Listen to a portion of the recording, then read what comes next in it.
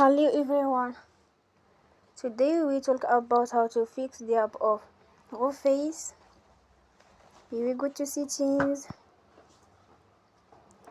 then we click on apps. After that you will search the app Reface and you will click.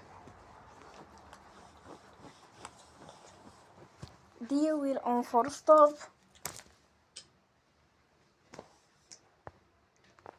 You will go to storage and you will click on clear cache.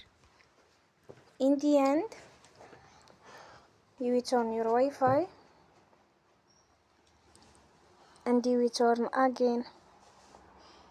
Don't forget to support us by like and subscribe.